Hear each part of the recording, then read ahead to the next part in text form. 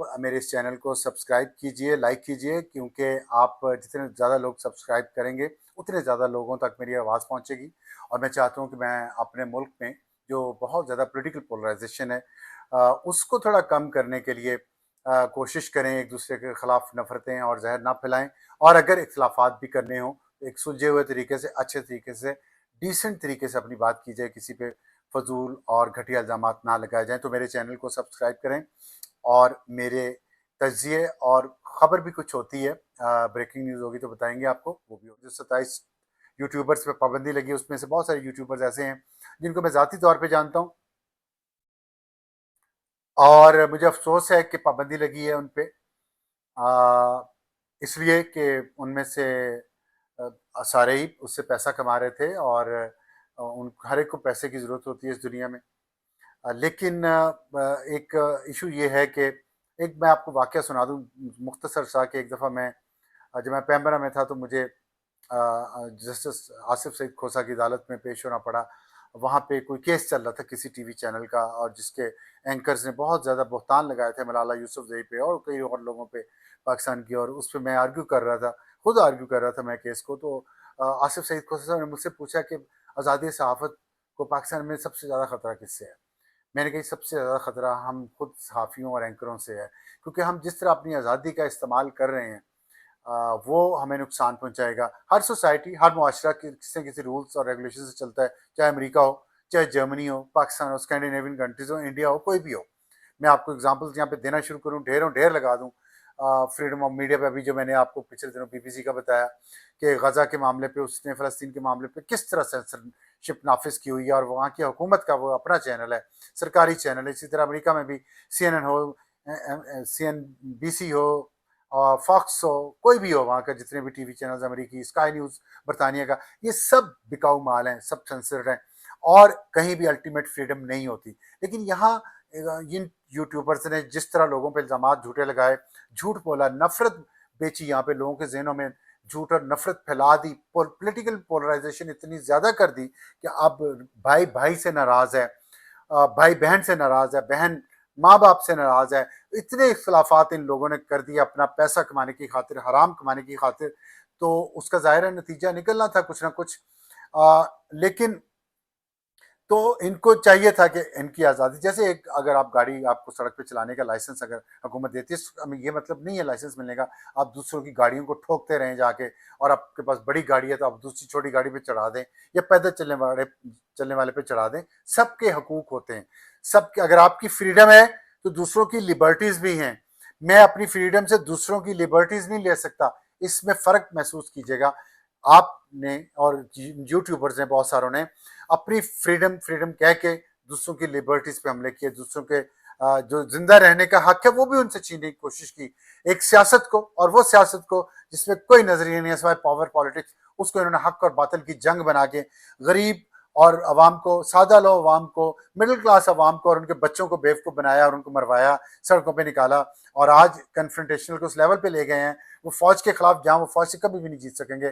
لیکن خود باہر بیٹھے ہیں، ان کے بچے باہر بیٹھے ہیں، ان کی زندگیاں خوشحال ہو گئی، ان کے بچوں کی زندگیاں بن گئی.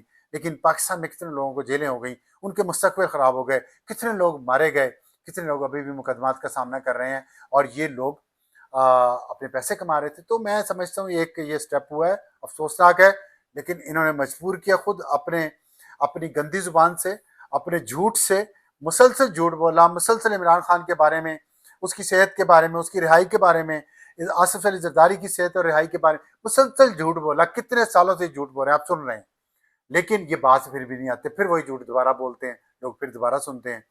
تو ان کی کوئی کریڈیبلٹی نہیں ہے، بس کیمرے کے سامنے بیٹھ کے بولنا اور لوگوں کو اپنی باتوں کے لچھے دار جیسے مداری ہوتے تھے کرتے دکھاتے تھے، اور پھر صلاحیت بیچنے کی کوشش کرتے تھے. یہ وہی لاٹ ہے، اسی طرح کے لوگ ہیں. اور تو میں یہ کہوں گا، مجھے اس پہ کوئی خوشی نہیں ہے، افسوس ہے کہ یہ قدم اٹھا، اور یہ مثال بنے گا ان لوگوں کے لیے بھی، ان لوگوں کو بھی اس سے نقصان ہوگا جو صحیح راستے پہ چلتے ہیں. کبھی ان سے بھی غلطی ہو سکتی ہے، جو آنےسٹ مسٹیکس بھی ہوتی ہیں، اور ان کو بھی بھگتنا پڑے گا انجام ان لوگوں کی وجہ سے جو کرمنلز ہیں، کرمنل مائنڈڈ ہیں، کرمنل کیسز میں گرفتار ہو چکے ہیں بار بار، نہ صرف اس ملک میں بلکہ بیرون ملک بھی. اور یہ ٹی وی پہ بیٹھ کے بھاشن دیتے ہیں، لوگوں کو سچ اور حق کی لڑائی لڑواتے ہیں. اور ایک اس میں ٹوسٹ ہے، وہ میں آپ کو بتانا چاہتا ہوں. میں نے آپ سے وعدہ کیا کہ میں آپ سے صحیح بات کیا کروں گا، فیکٹس آپ کے سامنے لاؤں گا. ٹوسٹ یہ ہے، کچھ چینلز اس میں سے بند نہیں ہوئے. آپ سوچ رہے ہوں گے وہ کیوں نہیں ہوئے. یہ جو بند ہوئے ہیں نا، یہ جوڈیشل مجسٹریٹ نے بند کیا، اور یہ اپیل میں جائیں گے ہائی کورٹ میں یا اس سے آگے سپریم کورٹ میں، یہ کھل جائیں گے ان میں سے بہت سارے، اور پھر بند ہو جائیں گے کسی اور طریقے سے. یہ بند کھلنا اب یہ چلتا رہے گا. اب یہ اور ان چینلز کو نقصان پہنچے گا، ان کی ویورشپ کو، ان کی ریچ کو.